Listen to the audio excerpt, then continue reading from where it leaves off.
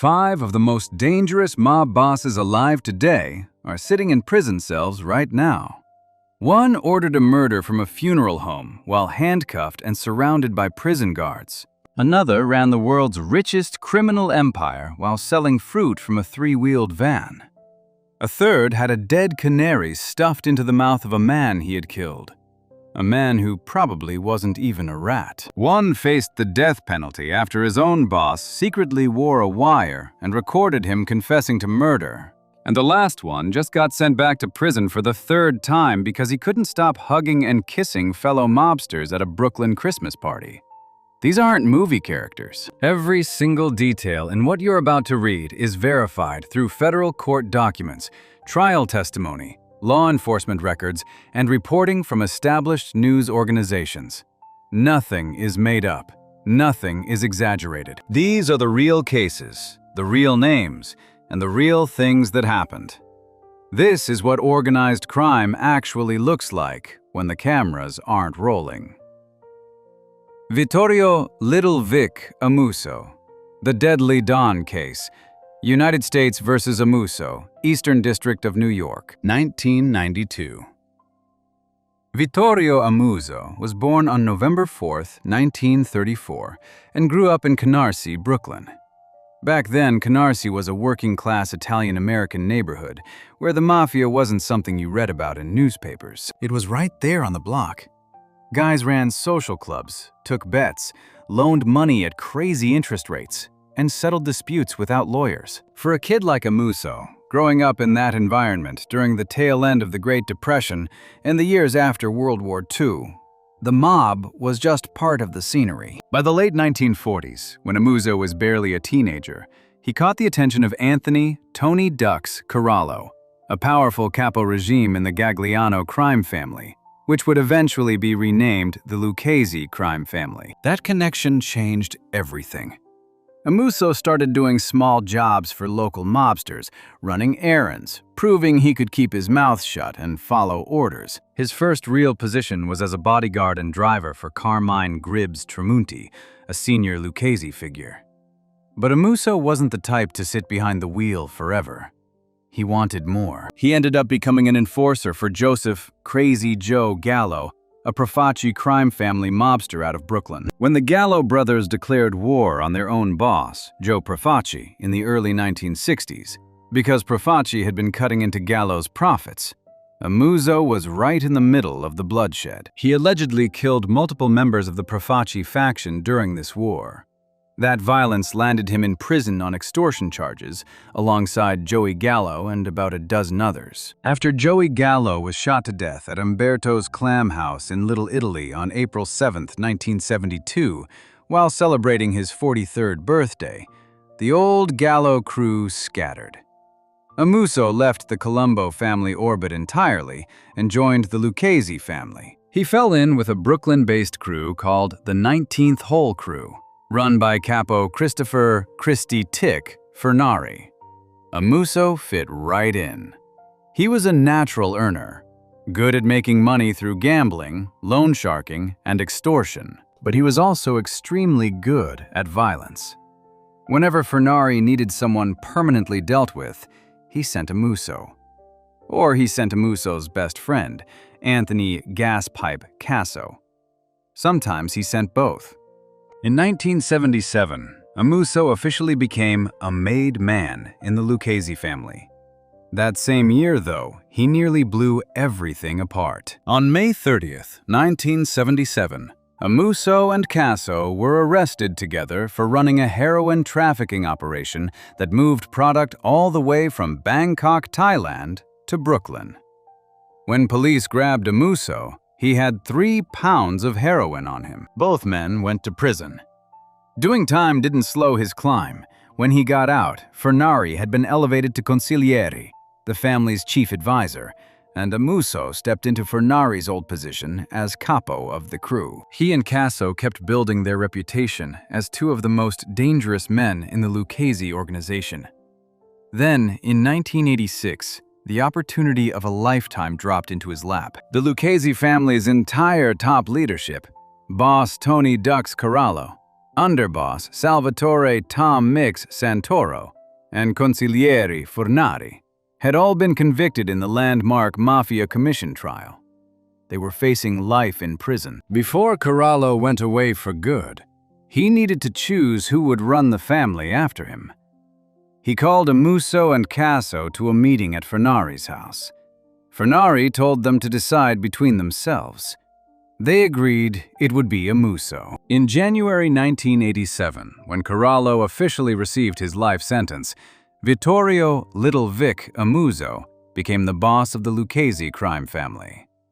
He immediately named Casso as his underboss. Up to that point, the Lucchese family had a reputation as the quietest and most peaceful of New York's 5 families. Amuso destroyed that reputation almost overnight. His leadership philosophy was as blunt as a baseball bat. If you made him suspicious, you died. He didn't investigate. He didn't hold sit-downs to hear your side of the story. He gave the order, and somebody carried it out. Between 1988 and 1991, this approach turned the Lucchese family into a slaughterhouse. The trigger for much of the bloodshed was the Windows case. Since 1978, 4 of the 5 families, the Gambino, Colombo, Genovese, and Lucchese, had built a cartel that rigged bids on window replacement contracts for the New York City Housing Authority. Over 12 years, this cartel controlled roughly 75% of $191 million worth of contracts, about $143 million. They monopolized the industry through Local 580, a Lucchese-controlled local of the Ironworkers Union. Amuso felt his family wasn't getting its fair cut of the profits. His suspicion about who was cheating him, and who might be talking to the FBI about it, triggered a wave of killings that stunned even hardened mob watchers. The first victim was Sorecho Nelo. Nelo had threatened to kill a Lucchese associate and take over a gambling operation in Queens that was kicking $1,000 a week up to Amuso. That was enough. Nelo was shot to death at a travel agency in Astoria. On February 6, 1989, Lucchese associate Thomas "Red" Gilmore was murdered behind his home. Amuso believed Gilmore was an informant. Whether that was true didn't matter. The suspicion alone was a death sentence. 3 months later, on May 13, 1989, Lucchese soldier Michael Papadio was killed at a bagel shop in Howard Beach, Queens. Amuso thought Papadio had been skimming money from the family's garment industry operations. The murder was savage. Papadio was beaten with a metal cable and then shot in the head. On September 13, 1989, John Petricelli was shot dead outside his Yonkers apartment. Petricelli had been bragging about hiding Gus Faraci, a Bonanno associate who had murdered undercover DEA agent Everett Hatcher. The Mafia Commission, the governing body of the 5 families, had issued a rule that nobody was allowed to shelter Farates. Amuso ordered Petricelli to kill Farates himself. When Petricelli didn't follow through, Amuso had him killed instead. In June 1990, fellow Lucchese member Michael Salerno became the next target. Salerno was bitter about Amuso jumping ahead of him in the family's ranks, and Amuso worried he might flip. Salerno was shot through the heart and stabbed in the throat. Then came the murder that stamped Amuso's name into Mafia history permanently. On August 24, 1990, longtime Lucchese soldier Bruno Facciola was killed. Amuso's underboss, Casso, had received a tip from 2 corrupt NYPD detectives, Louis Eppolito and Stephen Caracappa, who were secretly on the Lucchese payroll at $4,000 a month. The detectives told Casso that Facciola was cooperating with federal authorities. Facciola was lured to a garage in Brooklyn. The moment he walked in and saw what was waiting for him, he tried to run. His killers tackled him, dragged him back inside, stabbed him, and shot him through both eyes and once more in the head. Then they stuffed a dead canary into his mouth. A message from Amuso to every single person in his organization. If you sing to the feds, this is what happens to you. That dead canary became one of the most infamous images in modern organized crime. And the worst part? Investigators later determined that Faciola probably wasn't an informant at all.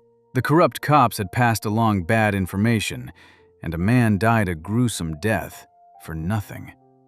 It didn't stop there. Faciola's friends, Larry Taylor and Al Visconti, were furious and planned to avenge his death. Amuso found out and had both of them killed. Taylor in February 1991, Visconti the following month. But Amuso's paranoia wasn't limited to picking off individuals one by one. In the fall of 1988, he summoned the Lucchese family's entire New Jersey faction, known as the Jersey Crew, to a meeting in Brooklyn. 10 members showed up, but they smelled a setup. All of them jumped in their cars and drove away. Amuso went ballistic. He issued what became known as the Whack Jersey Order. Kill every single member of the New Jersey Crew. The whole faction went underground, and Lucchese operations across New Jersey collapsed. Amuso's paranoia hit a new peak with Capo Peter "Fat Pete" Chiodo.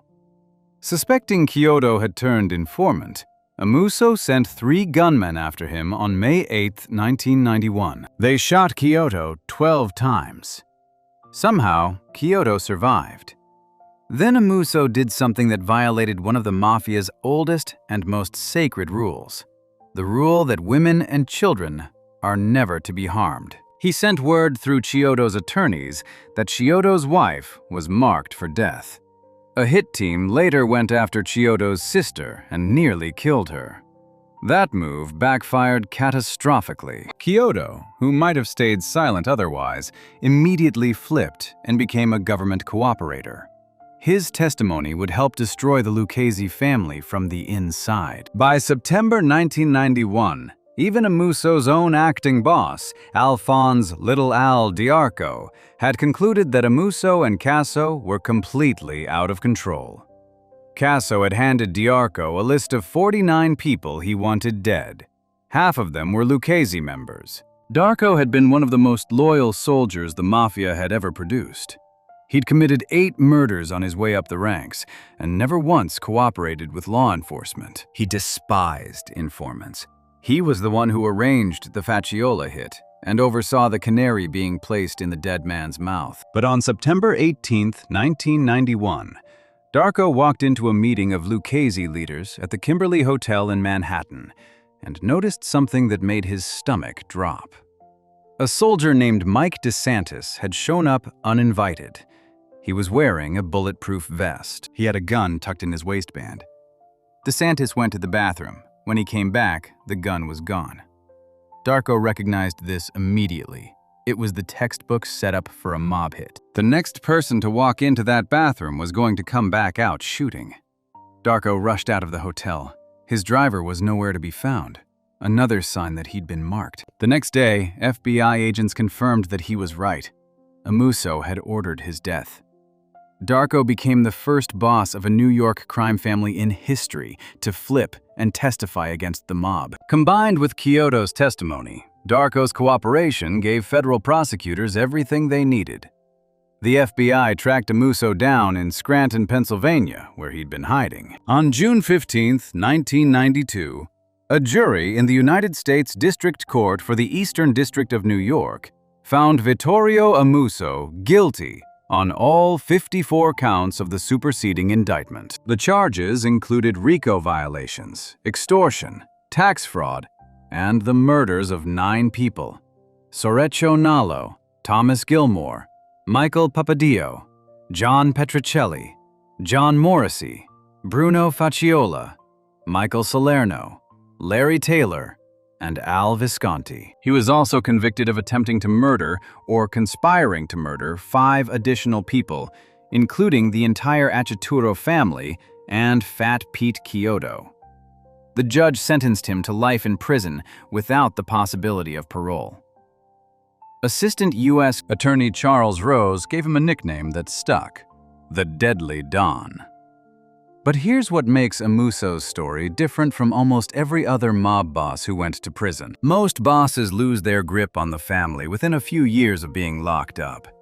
Amuso didn't. He kept running the Lucchese family from behind bars, and he's still doing it today. In 2017, Amuso sent a coded letter from prison to his underboss, Stephen Crea, ordering a change in leadership. He wanted Michael "Big Mike" DeSantis, the same DeSantis who had shown up at the Kimberly Hotel with a gun years earlier, installed as acting boss. The letter also contained a chilling warning.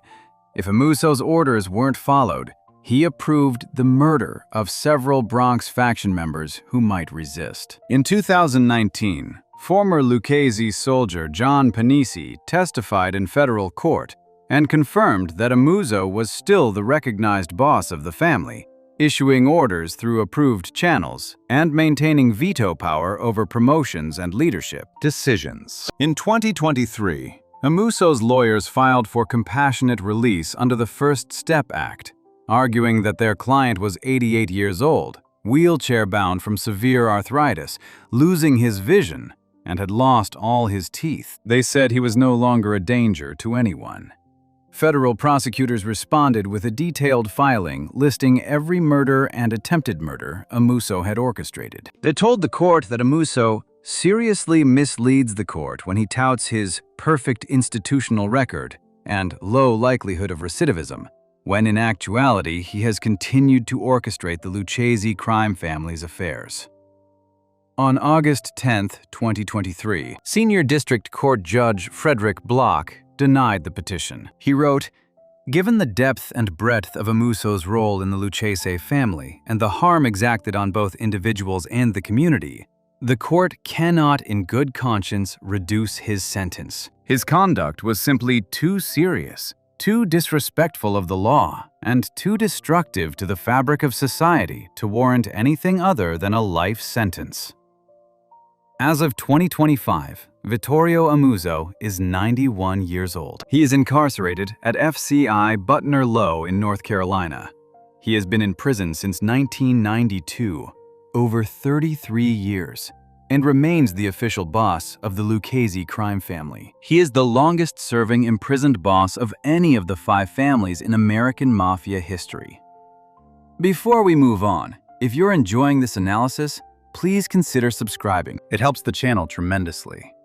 But Amuso wasn't the only mob boss running a criminal empire from a prison cell. The Bonanno family had its own version of this story.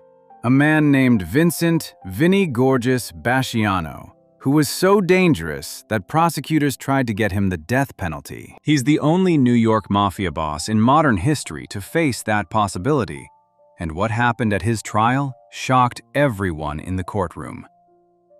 Vincent "Vinny Gorgeous" Basciano, the last Don to face the death penalty cases. United States vs. Basciano, 03CR929, EDNY, 2007, and United States vs. Basciano, 05CR060, EDNY, 2011. Vincent John Basciano was born on November 14, 1959, and grew up in the Bronx, New York. Unlike a lot of mafia bosses whose fathers or uncles were already in the life, Basciano didn't come from a connected family. He was an Italian-American kid from the Bronx who worked his way into the mob from the ground up. What got him noticed early on was a combination of 2 things the mafia values more than almost anything else. He could make money, and he wasn't afraid to pull a trigger. Basciano owned a beauty salon in the Bronx called Hello Gorgeous. That salon is where his nickname came from. Everybody in the neighborhood, and eventually everybody in the Bonanno crime family, knew him as Vinny Gorgeous. It wasn't just the name of his business. Basciano was genuinely obsessed with his appearance. He dressed in expensive suits, kept his hair perfectly styled, got liposuction, and even breast reduction surgery to look better. Years later, reporters at his federal trial would note that after spending 4 straight years in solitary confinement, Basciano still walked into the courtroom looking perfectly groomed. The vanity was real, but under that polished exterior was a violent and dangerous man. The Hello Gorgeous salon wasn't just a place for haircuts. Federal prosecutors later established that it doubled as a front for coordinating illegal gambling, loan sharking, and other rackets. The money Bassiano generated through those operations flowed upward through the Bonanno family hierarchy. Bassiano was officially made into the Bonanno family in 1991. He became a soldier under Capo Patrick "Paddy from the Bronx" Di Filippo, one of the family's most active captains. Bassiano earned a reputation quickly as both a prolific earner and a shooter, mob slang for someone who has personally committed murder. In the mafia, there's a sharp distinction between guys who make money and guys who do the killing.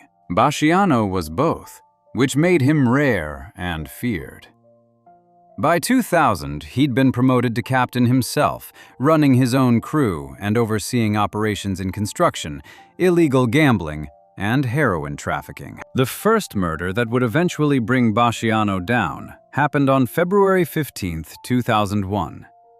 A low-level street operator named Frank Santoro had made a threat that crossed a line no mobster could ignore. He reportedly planned to kidnap Bassiano's son. Whether Santoro actually intended to go through with it didn't matter. In the world Bassiano lived in, a threat to your family was the same as the act itself. Bassiano didn't hire someone else to handle it. He went and did it personally. Santoro was walking his Doberman Pinscher near his home in the Throgs Neck section of the Bronx when Bassiano and his close associate Dominic Chikal jumped out of a car and ambushed him. Bassiano used a 12-gauge shotgun. Chikal also fired multiple rounds but missed from close range. Santoro died on the street. The murder of Santoro would hang over Bassiano for years, but he didn't know that yet. At the time, he figured it was just another day in the life. Then, in 2002, everything changed for the Bonanno family. Joseph "Big Joey" Massino, the boss of the Bonanno family, was arrested on federal racketeering charges. Massino had been the most powerful and successful Bonanno boss in decades. He'd rebuilt the family after years of embarrassment. The Bonannos had been kicked off the Mafia Commission in the 1980s after the Donnie Brasco fiasco, when an FBI undercover agent named Joe Pistone infiltrated the family for 6 years. Massino brought the Bonannos back to the table. He was sharp, disciplined, and respected. But the feds had been building a case against him for years, and when it landed, the charges included orchestrating 7 murders over a 25-year span. In July 2004, Massino was convicted and sentenced to life in prison. The Bonanno family needed someone to step in. Bassiano got the nod and became acting boss. His reign lasted less than a year. In November 2004, Bassiano made a decision that would eventually put him on death row territory. He ordered the murder of Randolph "Randy" Pizzolo, a Bonanno associate. Pizzolo was a loud, reckless guy who had been causing problems. He'd made a drunken scene, demanding to be formally inducted into the family, which is the kind of thing that gets people killed in the mafia. You never ask to be made.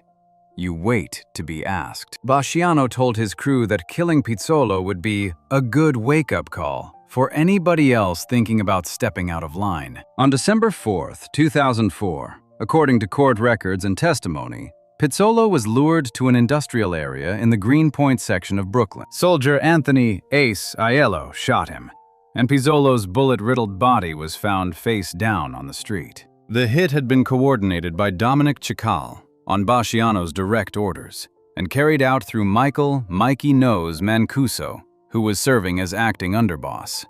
That same month, Bassiano was arrested. What happened next is one of the most extraordinary betrayals in mafia history. Joseph Massino, the boss who had chosen Bassiano, the boss who had rebuilt the Bonanno family, the boss who had been convicted of 7 murders, did something no New York mafia boss had ever done before. He flipped. He became a cooperating witness for the federal government.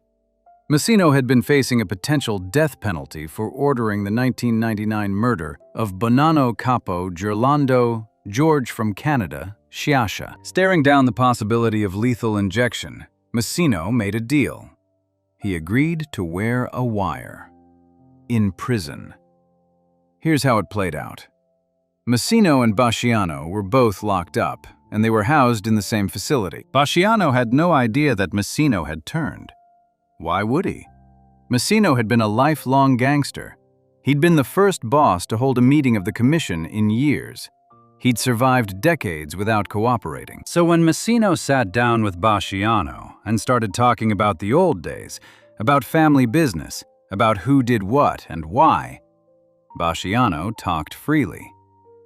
The FBI recorded everything. On tape, Basciano boasted, "I'm a hoodlum. I'm a tough guy. Whatever happens, happens. Let's go." In another recording, Massino reminisced about the family's glory days. "We was okay until I got pinched," Massino said. "We was on top of the world." But the most damaging recording was the one where Basciano openly admitted to ordering the murder of Randy Pizzolo. He explained how it went down and why. He called Pizzolo a dangerous kid who didn't listen. He said the murder was meant as a message to the rest of the family. Basciano had just confessed to murder on tape to a man wearing a wire for the FBI. The first trial came in 2006. Basciano was charged with racketeering, illegal gambling, and the murder of Frank Santoro.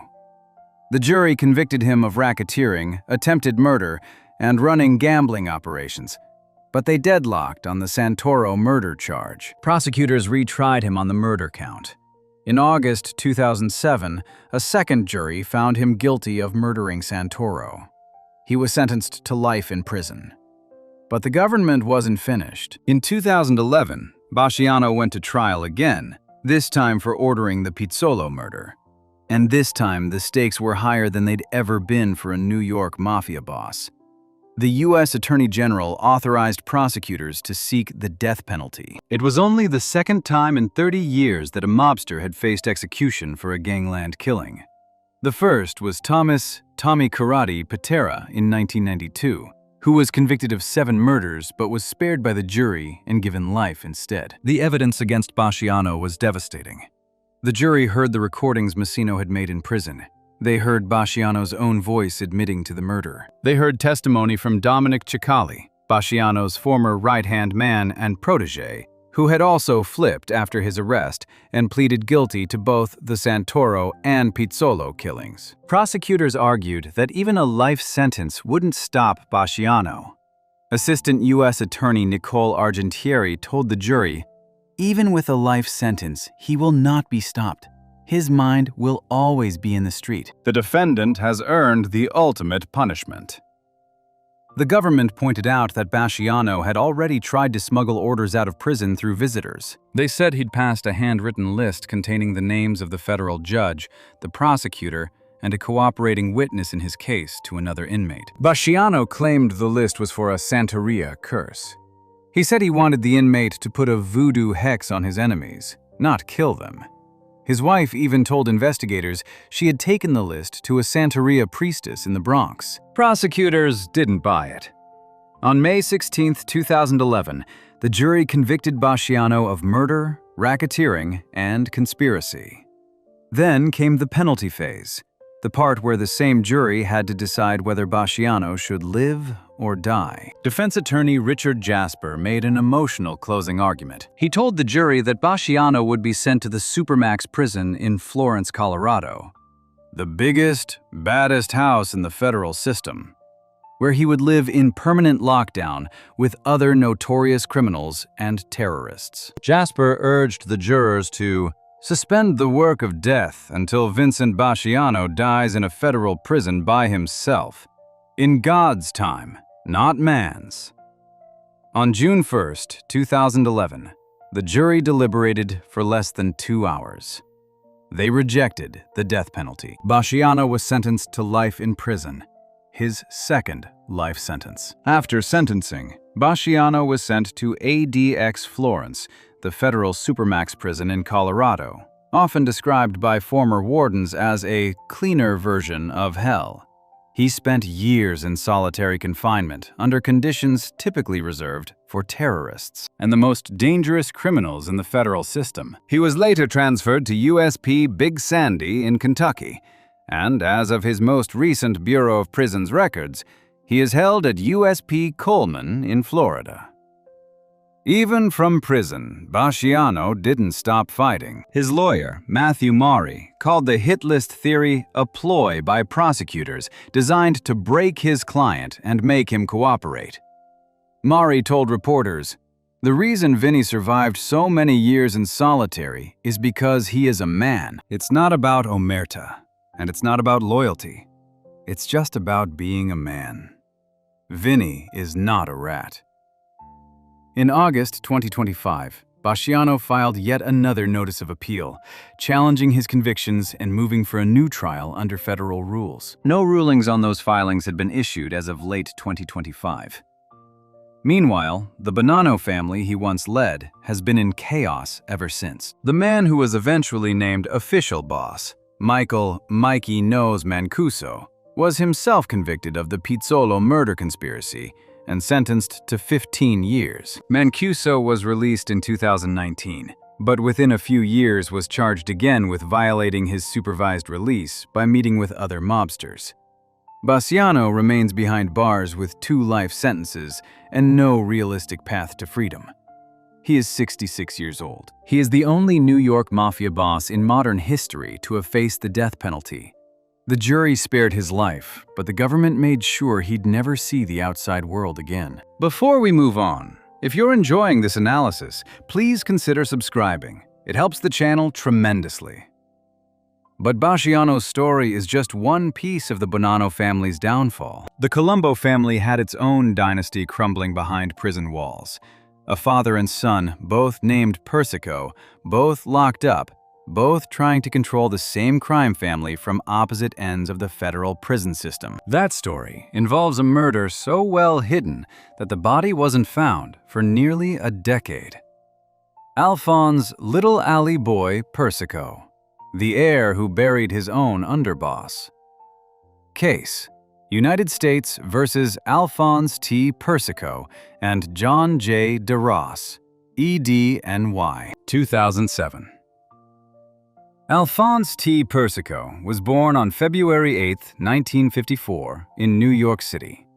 He grew up in South Brooklyn and Bensonhurst, the same neighborhoods that had produced his father, Carmine the Snake Persico, boss of the Colombo crime family. In most families, a father wants his son to do better than he did.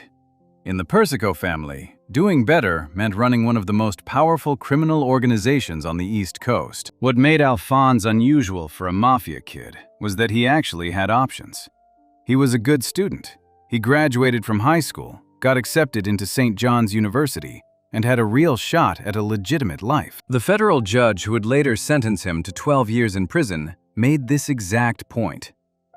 Judge John F. Keenan looked at Alphonse and said, "You are a chump if you stay in the Colombo family." But Alphonse didn't listen. He never had any intention of going straight. He was inducted into the Colombo family by his own father in 1974, when he was just 20 years old. His nickname was Little Alley Boy. That name existed to separate him from his uncle, his father's older brother, also named Alphonse, who was a capo regime in the same family. The uncle was just Alley Boy. The son was Little Alley Boy. Both were made members of the same crime family.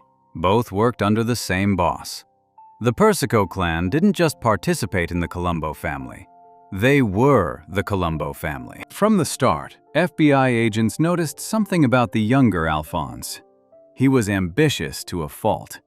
Agents Joseph O'Brien and Andres Currens later described him as someone who was always testing the boundaries and who refused to stay within the range of appropriate activities for his age and standing.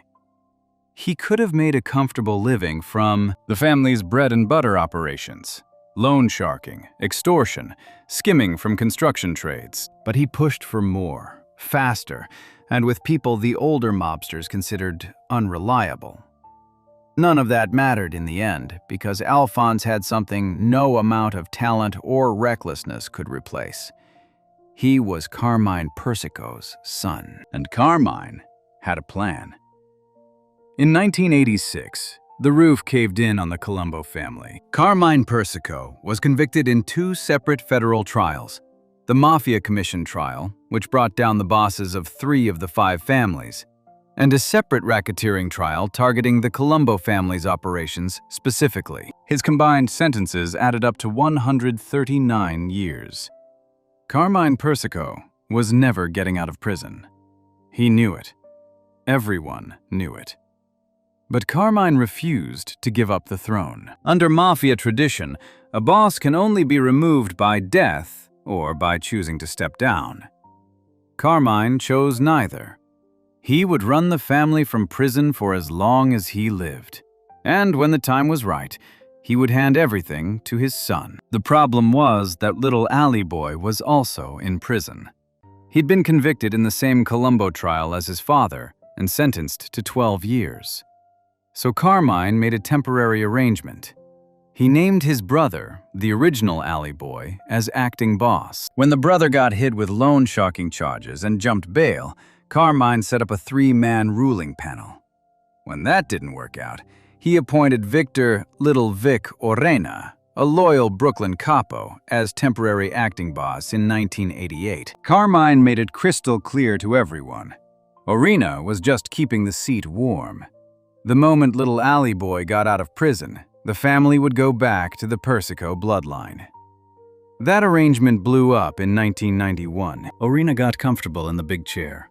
He didn't want to hand the family over to Carmine's son. He started quietly polling the family's capos to see if they'd support him as permanent boss. Word got back to Carmine in prison. Carmine's response was immediate. Kill Orena. On June 20th, 1991, a hit team led by Consigliere Carmine Sessa went to Orena's Long Island home to murder him. But Orena spotted their parked car and escaped. That failed assassination triggered the Third Colombo War, a full-scale shooting war between the Persico faction and the Orena faction that lasted from late 1991 into 1993. 12 people were killed, including 2 innocent bystanders. There were dozens of shootings across Brooklyn. The Orena faction was led by Captain William Wild Bill Cutillo. The Persico faction's most feared fighter was Gregory Scarpa Sr., a capo who was also, unknown to most of the family, a longtime FBI informant. Even from prison, Alphonse Persico directed the Persico faction's campaign during the war. By late 1992, Orena was convicted on racketeering and murder charges and sentenced to life. His faction collapsed. The Persicos won. But the war created a mess that the federal government used to devastate the entire family. The bloodshed led to 68 indictments, 58 convictions, and 10 mobsters turning state's evidence. In August 1994, Alphonse was acquitted of racketeering charges connected to the gang war, largely because revelations about Gregory Scarpa's secret relationship with the FBI had tainted the government's case. He walked out of prison. He spent some time at the family's home in Fort Lauderdale, Florida, staying out of the spotlight. In 1996, when acting boss Andrew Russo went to prison, Alphonse finally stepped into the role his father had been saving for him. He became the acting boss of the Colombo family, and almost immediately, things started going wrong. In early 1999, the U.S. Coast Guard stopped Alphonse in his speedboat, a boat called the Lookin' Good, while he was cruising through the Florida Keys. They searched the vessel and found a loaded pistol and a shotgun. As a convicted felon, Alphonse wasn't allowed to possess firearms. He was arrested and faced federal weapons charges. This created a crisis. Alphonse knew he was going back to prison, at least for a while, and he had a problem sitting right under him in the family hierarchy. His own underboss, William Wild Bill Cutillo. Cutillo had been one of the most aggressive leaders of the Orena faction during the war. After the war ended, Carmine Persico made a peace gesture by allowing Cutillo to become underboss. But the Persicos never truly forgave him. And now, with Alphonse facing more time behind bars, The family feared that Kutalo would use his absence to seize control, the exact same move Orena had tried. The Persicos decided that Kutalo had to go. On May 26, 1999, Alphonse Persico summoned Kutalo to a meeting. Kutalo was told to come to a park in the Bay Ridge section of Brooklyn, where someone would pick him up. When Kutalo arrived, Colombo captain Thomas Gioeli pulled up in a car. Kutalo got in, expecting to be taken to meet Alphonse. Instead, he was driven to the apartment of Dino Saracino, one of Gioeli's crew members. Kutalo was led downstairs to the basement apartment, where he was told Alphonse was waiting. He wasn't. What was waiting was Dino Calabro, another Gioeli crew member, who shot Kutalo in the back of the head. Gioeli and his crew then took Kutalo's body to a commercially zoned field in Farmingdale, Long Island, and buried him. That evening, Kutalo's wife, Marguerite, reported him missing. Nobody found the body. For years, Kutalo was officially just a missing person. Everybody in the Colombo family knew what had happened, but there was no corpse, no physical evidence, and no witnesses willing to talk. The Persicos thought they'd gotten away with it. They hadn't. In October 2004, Alphonse Persico was indicted for the murder of William Kutalo. The government had been building the case for years, but the first trial, in November 2006, ended in a mistrial after allegations surfaced that Kutalo's wife Marguerite had lied under oath.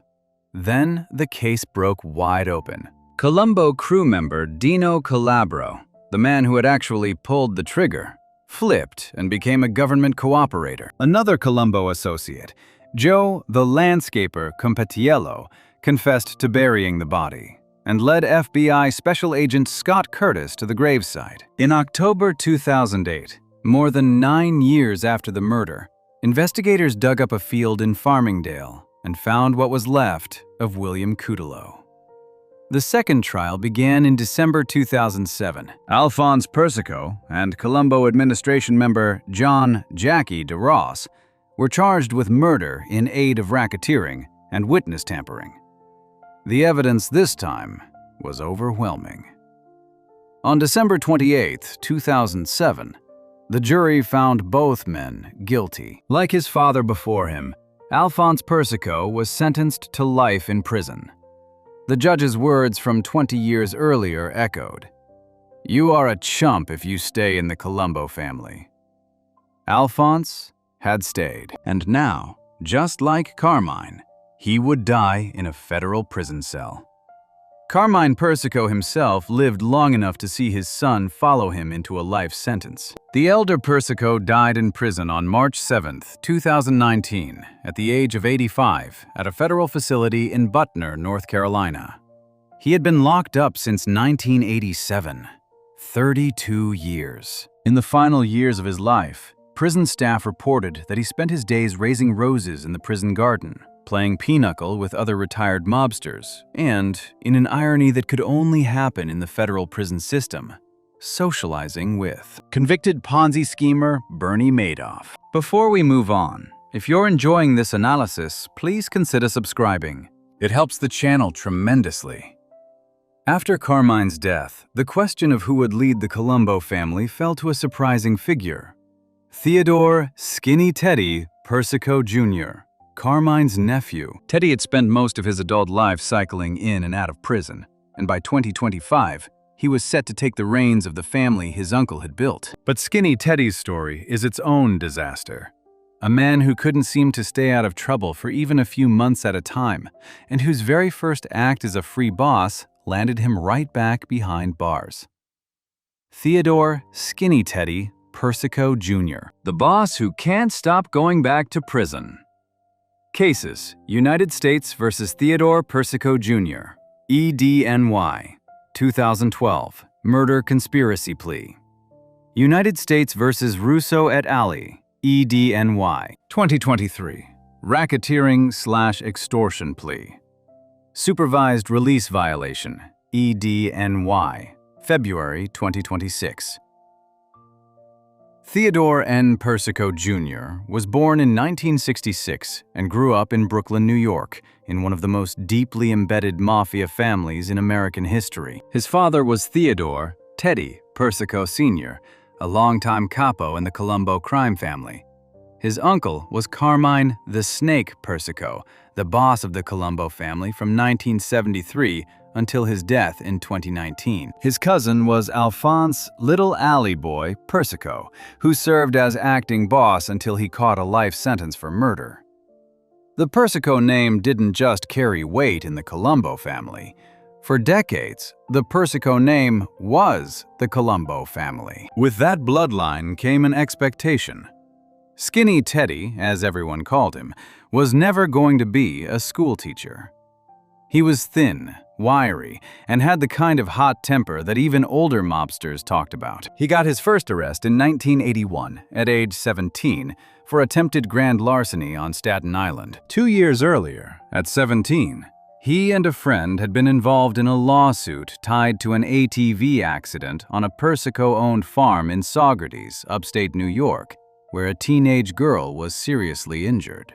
The negligence verdict found Persico responsible. But those were minor troubles compared to what came next.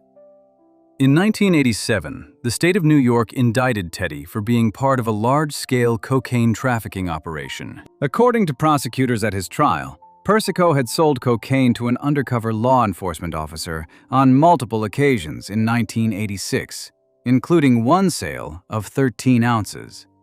He was convicted in May 1988 and sent to state prison. He wouldn't come home for nearly 17 years.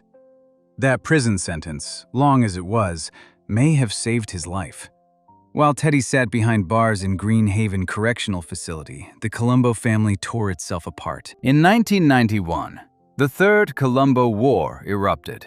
A vicious internal conflict between the Persico faction, loyal to imprisoned boss Carmine, and the faction led by acting boss Victor Little Vic Orena, who wanted to take over the family permanently. The war lasted from mid-1991 through 1993.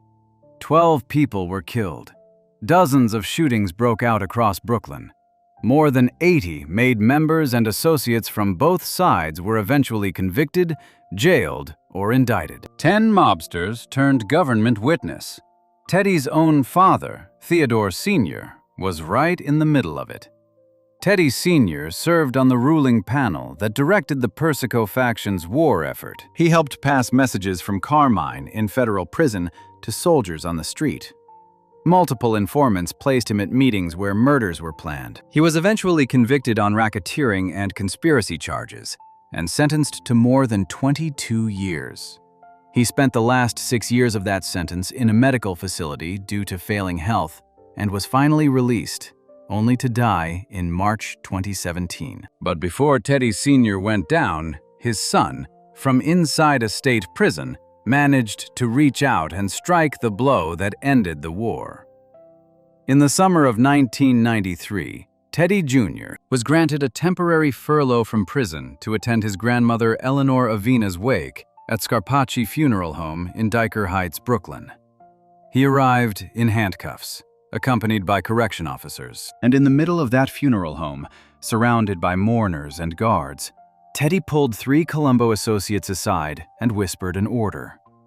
The target was Joseph Scopo. Scopo was a powerful capo who had served as the underboss of the Orena faction during the war. He was also a former vice president of Local 6A of the Cement and Concrete Workers Union in New York, which gave him access to enormous amounts of money and influence. Scopo was tight with John Gotti's family. He had a joint loan sharking operation with Gene Gotti that had more than $1 million on the street. Killing Scopo would be the final blow to the Orena faction. According to the later testimony of Anthony Big Anthony Russo, one of the 3 men Teddy whispered to at the funeral home, Persico told them, "You've got to kill Joey." He was referring to Scopo. "He was whispering to us," Russo testified. He said, "Get it done." They got it done. On October 20th, 1993, a 3-man hit team, young associates John Papa, Eric Curcio, and John Sparacino, ambushed Scopo as he pulled up to his home on 110th Street in Ozone Park, Queens. He was returning from dinner with his future son-in-law in the passenger seat and his nephew in the back. Sparacino opened fire with a MAC-10 automatic pistol, spraying the car. But Scopo managed to get out and run. John Papa, who was just 18 years old, chased him down on foot and shot him 3 times, killing him. Scopo's murder was the 12th and final killing of the Third Colombo War. With him dead and Orina already convicted and locked away for life, the Persico faction had won. The war was over. And Teddy Persico Jr. had ordered the killing that ended it from a funeral home, while handcuffed, with prison guards standing nearby. That hit eventually caught up to him, but it took years. In the meantime, Teddy finished his drug sentence and was released from Greenhaven in April 2004 after serving approximately 16 years on what had been a 20-year sentence. He immediately went back to business. According to court-authorized wiretaps, Persico returned to his position in the Colombo family the moment he hit the streets. By 2008, he was helping lead the family alongside his cousins Michael and Lawrence Persico. He was a capo with his own crew, running loan sharking and extortion operations. He was also the presumed heir to the family's top position, the man everyone expected to become boss once cousin Alphonse, sentenced to life for the William Cutolo murder, could no longer hold the title. But Teddy couldn't stay out of trouble long enough to make it happen.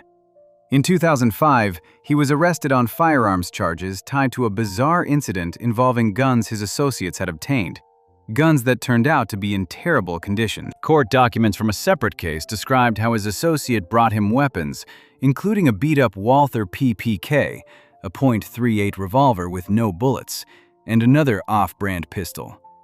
He was eventually arrested and jailed again. Then, in 2010, the murder conspiracy charge from the Scopo hit finally landed. Prosecutors charged Teddy with ordering the 1993 killing. The key witness was Big Anthony Russo, who described the whispered conversation at the funeral home. In 2012, Teddy pleaded guilty to murder conspiracy. At his sentencing in 2014, Brooklyn federal judge Sandra Towns gave him 12 years, though he was credited with time already served. He could have gotten life. Standing before the judge, Teddy made a pledge. "I assure you I'll do my best not to be here again." He didn't keep that promise. Teddy was released from prison on supervised release in May 2020. Within months, the FBI watched him sit down with fellow Colombo members at Brennan & Carr, a famous Brooklyn restaurant, in November 2020. They weren't there for the roast beef. According to federal prosecutors, the dinner was about the crime family's future. Specifically, a labor union extortion scheme targeting a Queens union that represented construction workers in New York, New Jersey, and Pennsylvania. The Colombo leadership had been plotting since at least 2019 to turn that union into a mob-controlled operation, siphoning money from officials' salaries and raiding its health fund. In September 2021, Teddy was arrested along with 10 other Colombo members and associates. The indictment was massive.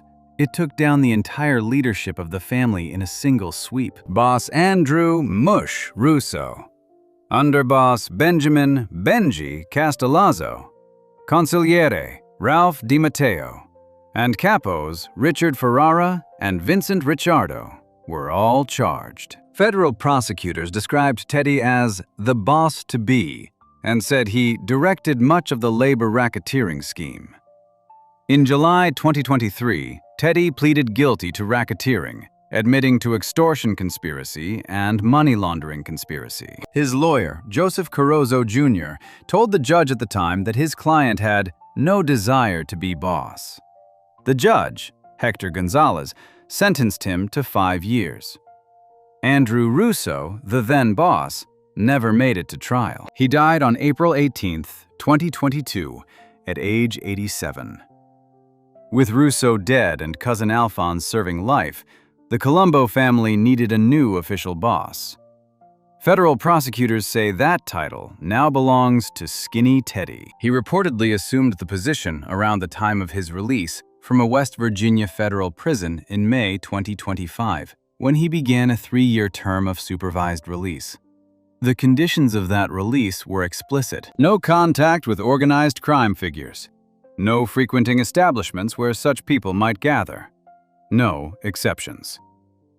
Teddy lasted about 4 months. On August 29, 2025, FBI surveillance caught him meeting with a Colombo member outside NYU Langone Hospital in Manhattan. Teddy later told the judge his wife Nicole was having surgery and, "My friend came to support me, and I shouldn't have been there with him." He also greeted a Gambino family member at a body shop on Staten Island. Then came December 1st, 2025. Teddy walked into Ponte Vecchio, an Italian restaurant in Bay Ridge, Brooklyn, where the Colombo family was holding its Christmas party. FBI cameras were rolling. Prosecutors said he initially pretended to ignore 3 Colombo members in the room, but when he walked toward the back of the restaurant, where he apparently believed no cameras existed, he was caught on video hugging and kissing the men he had just pretended not to see. On January 23, 2026, Teddy appeared before Judge Gonzalez. He pleaded guilty to 2 supervised release violations. His lawyer called it a learning experience, adding that every one of Mr. Persico's cases has been a learning experience. Assistant U.S. Attorney Devin Lash wasn't sympathetic. She told the judge that Teddy hadn't just failed to distance himself from the Colombo family, he was running it. Not only has he not done that, Lash said, he has taken on the mantle of leadership that he claims to have distanced himself from. On February 11, 2026, Judge Gonzalez sentenced Teddy to 9 months in prison. It was his 3rd supervised release violation. The judge released him on home confinement and a $1 million bond, secured by his mother's Bensonhurst home and his own $1.25 million house in the Tote Hill section of Staten Island, until he reported to begin his sentence. Prosecutor Lash warned that the government would move to seize both homes if Teddy violated his release again. Before handing down the sentence, Judge Gonzalez told Teddy, "I hope you can break this cycle." The Cosa Nostra news website, which has covered the Colombo family for decades, put it more bluntly. They noted that Teddy has spent roughly half his adult life in prison, that he's been arrested in every decade since the 1980s, and that, if his past performances are an accurate guide, they have been since 2004, Skinny Teddy could be released from prison and sent back behind bars again later this year. As of February 2026, Teddy Persico is 62 years old. He is the official boss of the Colombo crime family. He is going back to prison for 9 months. When he gets out, he'll have supervised release conditions waiting for him. And if history is any indication, the FBI will be watching every restaurant he walks into. The Colombo family reportedly tapped Tommy Schatz Joeli, a former acting boss, and the same man who drove the car the day Wild Bill Cutalo was murdered in 1999, to help run things while Teddy is away. The cycle, as the judge put it, shows no signs of breaking. Before we move on, if you're enjoying this analysis, please consider subscribing. It helps the channel tremendously. But the American Mafia isn't the only criminal organization that has struggled with bosses running empires from behind bars. Across the Atlantic, in the mountains of southern Italy, the 'Ndrangheta, arguably the most powerful and secretive mafia organization in the world, watched its own elderly boss get arrested in a sweep so large it made international headlines, exposing a network that stretched from Calabria to Canada to Australia. Domenico Opedisano, the fruit seller who ran the world's richest mafia case, Operation Crimine, Il Crimine, Tribunale di Reggio Calabria, 2010 to 2012. Most people have heard of the Sicilian Mafia, the Cosa Nostra, the Godfather. If you grew up watching movies about organized crime, it was always Sicily. But the Sicilian Mafia hasn't been the most powerful criminal organization in Italy for a long time. That title belongs to the 'Ndrangheta, pronounced 'Ndrangheta, and unless you follow organized crime closely, you have probably never heard of them. The 'Ndrangheta comes from Calabria, the region that forms the toe of the Italian boot. It is the poorest region in Italy. Rocky, mountainous, isolated. The villages are small and tight-knit. Families have lived in the same towns for centuries. And from those families grew one of the most powerful and secretive criminal organizations the world has ever produced. The name itself comes from Greek. Calabria was once part of ancient Greece, and the word Andragathia means bravery or manly virtue. The 'Ndrangheta has been a presence in Calabria since at least the 1880s. Italian court records from that decade show criminal sentences being handed down to identifiable 'Ndrangheta groups. For most of that history, they operated in the shadows, doing local extortion, robbery, and kidnapping. Between the early 1970s and the mid-1990s, more than 200 kidnappings across Italy were attributed to the 'Ndrangheta. The ransom money from those kidnappings became the seed capital for what came next. In the 1980s, the 'Ndrangheta entered the cocaine trade, and that changed everything. While the Sicilian Cosa Nostra was locked in a bloody war with the Italian state, a conflict that killed two legendary anti-mafia prosecutors, Giovanni Falcone and Paolo Borsellino, in 1992, the 'Ndrangheta quietly built relationships with cocaine suppliers in Colombia and across Latin America. They used the port of Gioia Tauro on the Calabrian coast as a primary entry point for drugs coming into Europe. Cocaine would arrive hidden inside shipping containers, buried among bananas, coffee, and textiles. By the early 2000s, according to an Italian anti-mafia parliamentary commission, the 'Ndrangheta controlled roughly 80% of all cocaine entering Europe. The money was staggering. Italy's Eurispes Research Institute estimated the organization's annual revenue at around 44 billion euros, roughly $56 billion. Other estimates have put it as high as $60 billion a year, which would make the 'Ndrangheta's annual turnover comparable to the entire GDP of countries like Croatia or Bulgaria. They invested that money in hotels, restaurants, supermarkets, construction, agriculture, green energy, and even the healthcare sector across northern Italy. What makes the 'Ndrangheta different from every other mafia group is its structure. The Sicilian Cosa Nostra operates like a corporation, with a commission at the top and a relatively clear chain of command. The American Mafia adopted that same model. The 'Ndrangheta works nothing like that. The 'Ndrangheta is built on blood, literally. Each unit, called an 'ndrina, is a family clan. Not a business partnership, not a crew assembled by a boss, an actual family. Brothers, fathers, sons, cousins, nephews, in-laws.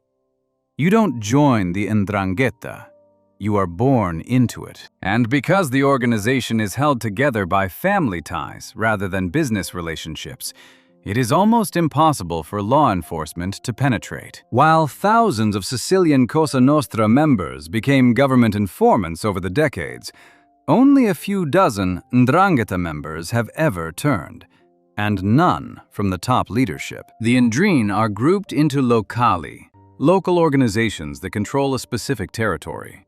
The locali send representatives to a higher body called the Provincia, or Camera di Controllo, which functions like a board of directors. At the very top sits the Crimini, a position that is not a permanent dictatorship, but more like a rotating chairmanship, elected at an annual meeting held near the sanctuary of Our Lady of Polsi, a remote Catholic shrine in the Aspromonte Mountains, above the town of San Luca. Every September, during the Feast of the Madonna, 'Ndrangheta members from across Calabria and beyond would gather at or near the sanctuary to settle disputes, approve new affiliations, and elect the Capo Crimine, the ceremonial head of the entire organization.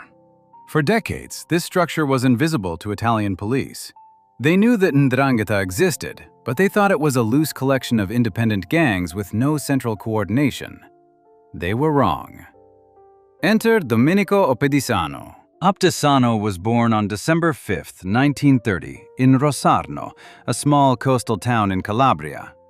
Until Italian investigators started looking closely in 2008, he was virtually unknown to law enforcement. He was an old man. He drove around Rosarno in a three-wheeled van, an ape, the tiny Italian motor vehicle that farmers use, delivering produce from his orchard to the local market. He looked like what he appeared to be, a humble fruit seller in a poor southern Italian town. He was, in fact, the head of the entire 'Ndrangheta. In August 2009, Oppedisano was formally appointed capo crimine at a lavish mafia wedding attended by roughly 2,000 people. The wedding was between Elisa Pelle, the daughter of Giuseppe Pelle and granddaughter of Antonio Pelle, known as Gambazza, or Tony Badleg, who had been the previous capo crimine, and Giuseppe Barbaro, from the powerful Barbaro Ndrina, based in the town of Platy. The wedding served as the occasion. The real business happened at a banquet held afterward at the Sanctuary of Our Lady of Polsi in September 2009, where Oppedisano formally assumed the position. In a phone conversation wiretapped by Italian police, Oppedisano spoke of 1,000 affiliates attending that meeting. His appointment had not been easy. Giuseppe Pelle, the son of the previous capo crimine, wanted to keep the title in San Luca, but Vincenzo Pesce, the boss of the powerful Pesce Ndrina in Rosarno, felt that giving the title to Pelle would upset the balance of power across the entire organization. Pesce threatened to break away and take some 30 locali with him, essentially splitting the 'Ndrangheta in two. To prevent that catastrophe, the clans settled on Oppedisano as a compromise candidate. He was old. He was respected. He wasn't going to try to grab power for himself. He was, in the language of corporate governance, a consensus chairman. But behind the humble exterior, Oppedisano wielded real authority. According to police investigators, he served as the reference point for the entire organization. He brokered peace between feuding clans. He divided up public works contracts in northern Italy, including contracts connected to the Expo 2015 in Milan. Wiretaps captured him counseling other members. For the love of God, when you make a proposal, you listen to the others to see what they think. He wasn't a screamer. He wasn't a shooter. He was a quiet, careful old man who ran the largest criminal organization in Italy by building consensus and keeping the peace. CNN later described him as the chairman of the board of the 'Ndrangheta. Then, on July 13, 2010, Italian authorities launched Operation Crimine, Il Crimine. More than 3,000 armed police raided homes, offices, businesses, and mafia strongholds across Italy.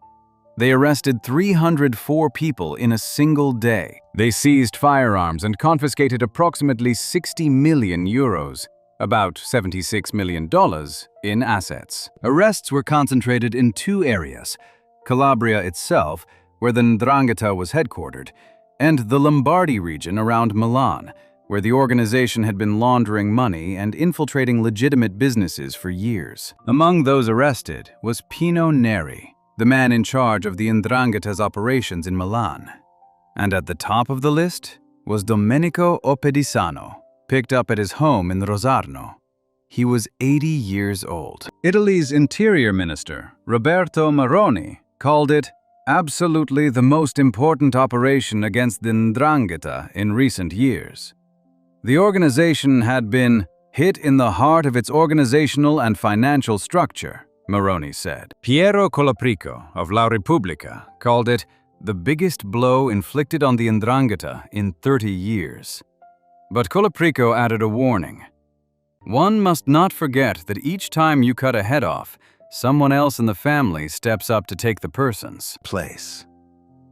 The trial that followed took place in the provincial capital of Reggio Calabria. Prosecutor Nicola Gratteri, one of Italy's most prominent anti-mafia investigators, a man who has lived under armed guard for decades because of 'Ndrangheta death threats, called for Oppedisano to be jailed for 20 years. On March 8, 2012, the court sentenced Oppedisano to 10 years in prison. More than 90 other 'Ndrangheta members were also convicted.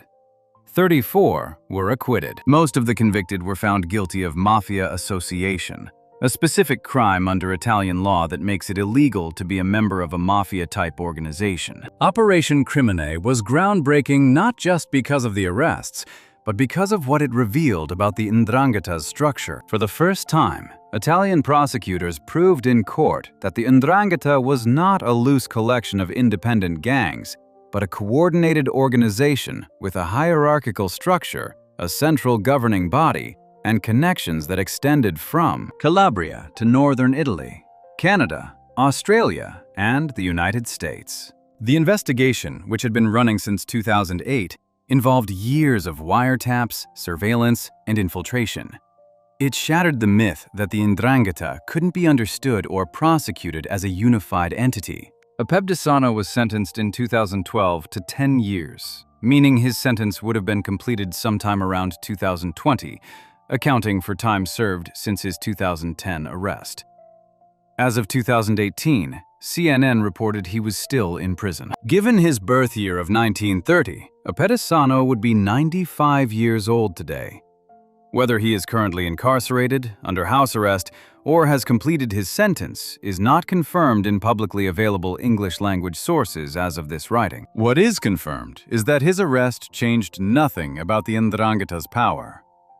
In 2018, Operation Pollino, another massive international raid, led to 90 more arrests across 4 European countries. In November 2023, a maxi trial held in a specially fortified bunker in Calabria convicted over 200 'Ndrangheta members. Former Italian lawmaker Giancarlo Pitelli, associated with Silvio Berlusconi's Forza Italia party, received an 11-year sentence for his involvement with the syndicate. Oxford University researcher Zora Hauser told CNN that the operations, while damaging, wouldn't stop the organization from functioning. It has arguably weakened some families, Hauser said. But one of the strengths of the 'Ndrangheta is that clans benefit from a high level of autonomy. The weakening of one family can easily translate into the strengthening of another. An Italian police official put it more vividly. He described the 'Ndrangheta as being like a chameleon, constantly changing how it operates, but always keeping its invisible base in the Calabrian mountains. Apebdesano's story is the clearest illustration of how a modern criminal empire actually works. Not with flashy suits and Tommy guns. With a 3-wheeled van, a fruit stand, and an old man that nobody thought to look at twice, until the wiretap started recording and the whole world finally heard what was being said in the mountains of Calabria. If you enjoyed this breakdown, make sure to subscribe. Thanks for watching, and I'll see you in the next one.